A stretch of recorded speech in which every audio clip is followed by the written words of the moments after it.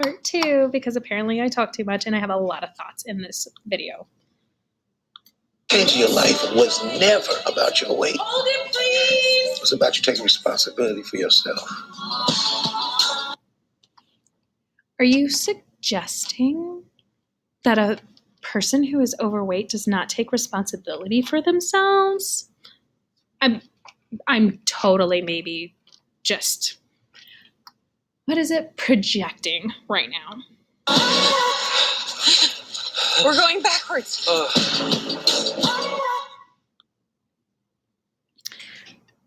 Okay, so hold on. Okay. Sorry, it's back to school night, and I have people that are trying to come into my classroom right now. So then that last piece.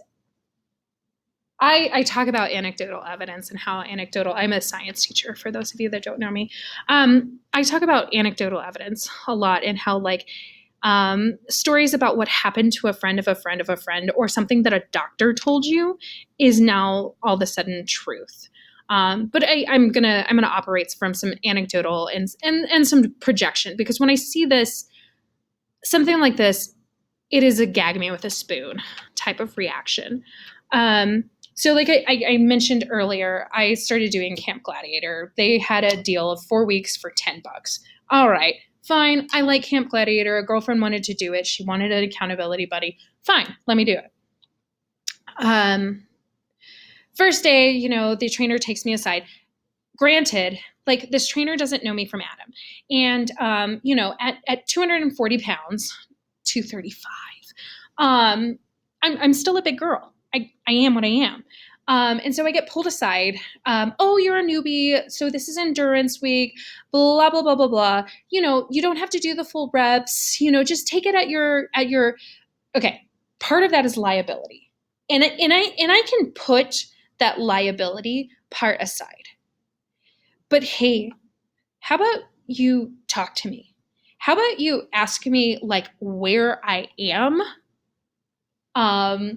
physically? Because what you don't know is that I strength train right now.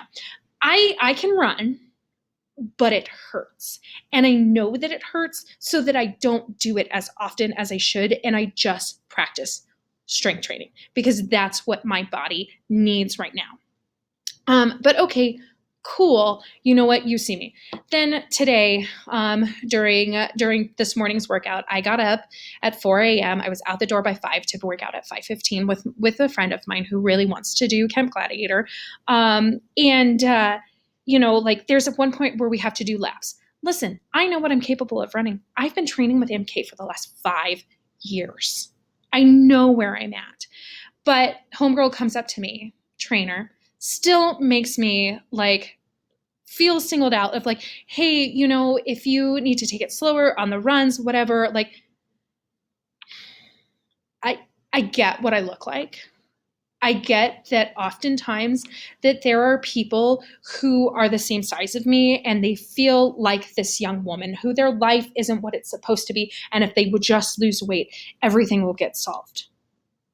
I get that. There are definitely people like that. And there are parts of me that there's parts of me that feel that and want that. But also that's not me.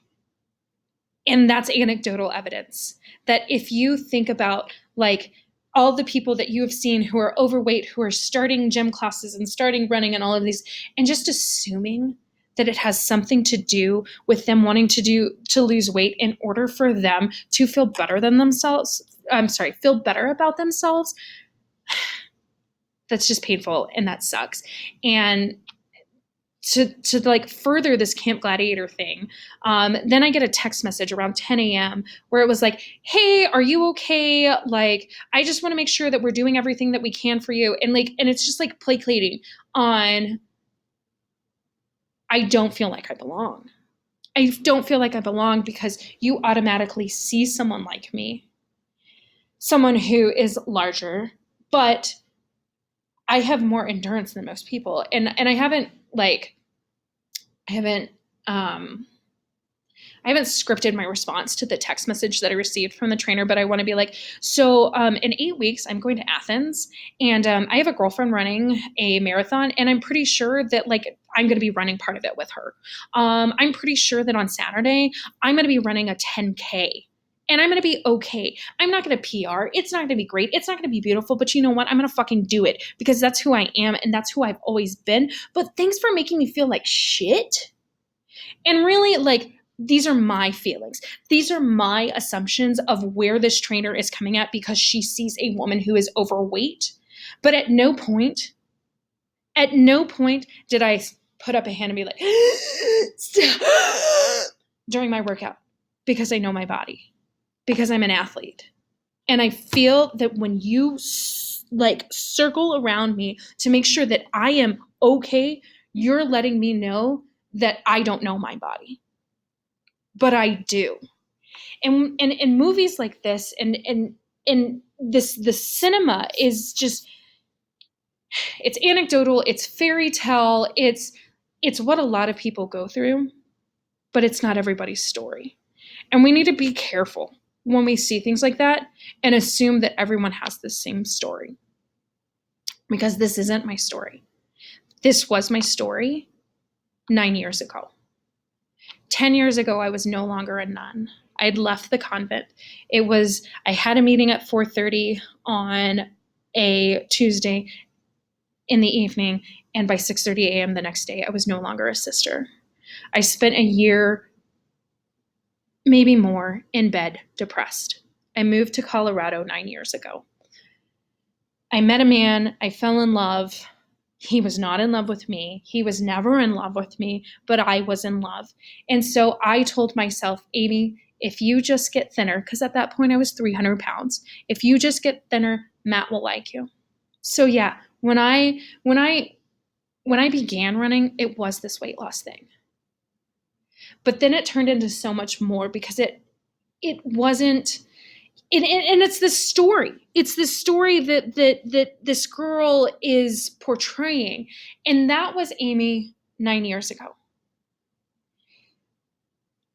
Amy 9 years ago, when she lost 115 pounds and got down to 185 pounds, who was working out 6 days a week, who was running 5 days a week, who was under such calorie restriction that she was starving all the time, she was no more happier than 300-pound Amy, who was not loved by Matt.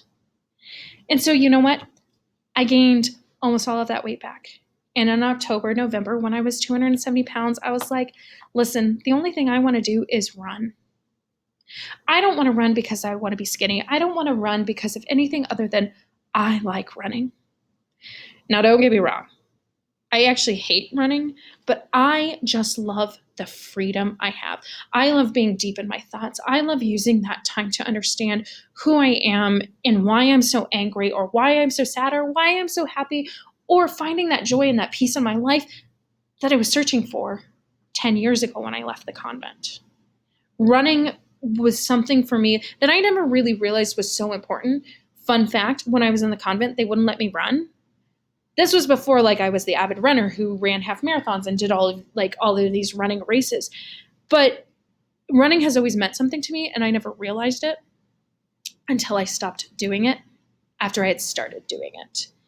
And running is so special and it's so wonderful to me, and it has absolutely nothing to do with weight loss. Now, don't get me wrong.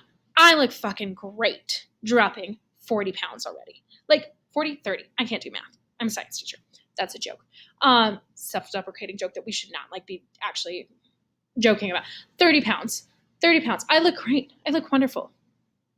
The difference is, and I know I said I like the 235 number better, but in reality, if I plateau at 235, then I plateau at 235. A friend asked me what my goal was. And I'm like, I just want to be happy. That's it. And it has nothing to do with weight. And running makes me happy. And please don't get into running just because you think it's going to turn you out better and happier. See you guys.